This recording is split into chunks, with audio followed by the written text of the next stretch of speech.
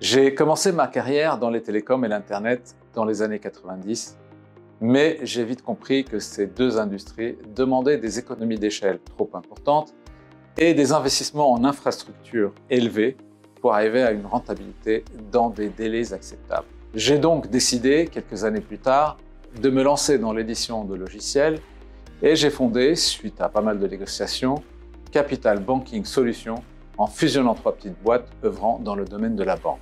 En 2009, une première croissance externe à New York contribue à faire de CBS un acteur avec une empreinte mondiale dans le domaine du logiciel bancaire.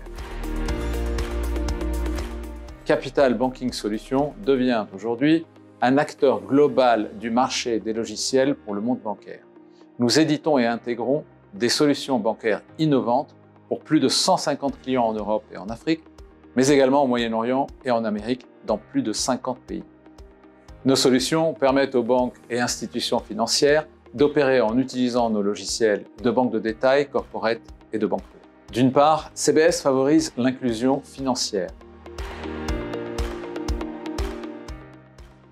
Nous sommes fiers d'accompagner notamment des institutions de microfinance et des banques commerciales dans des pays où les taux de bancarisation sont parfois très faibles. À titre d'exemple, en Afrique subsaharienne, une région où nous sommes bien présents, près d'une personne sur deux n'a pas accès aux services bancaires.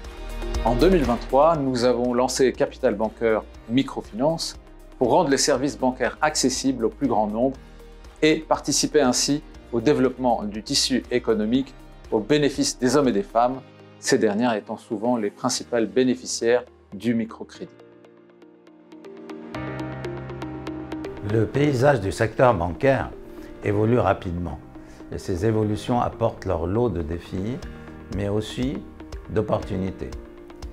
Un des défis majeurs, c'est la nécessité d'adaptation continue aux nouvelles technologies.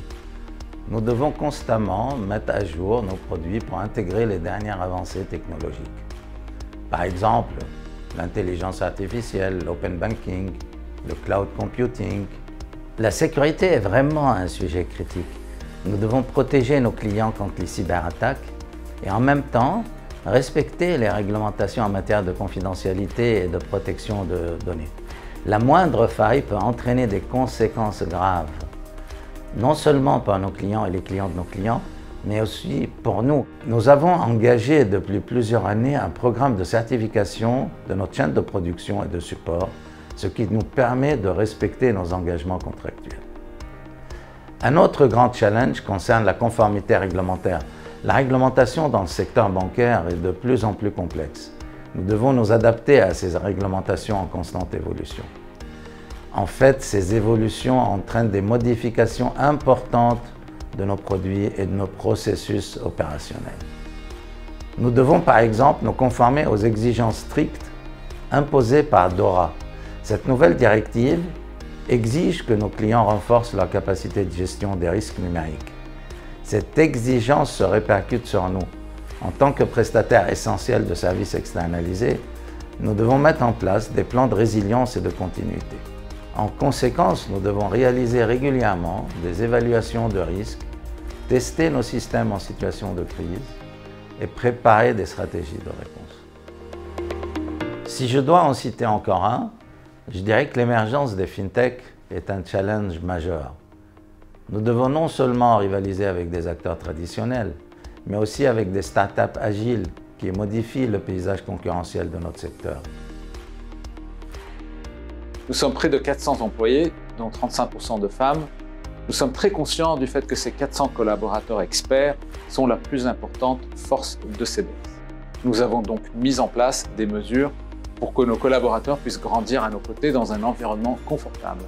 Par exemple, le développement du télétravail, les contrats d'apprentissage et surtout des programmes de formation via notre plateforme CBS Academy qui comporte plus de 150 modules de formation sur nos produits et notre méthodologie. Nous travaillons également sur notre impact environnemental. En 2024, nous avons réalisé notre premier bilan carbone. Ce premier exercice est complet.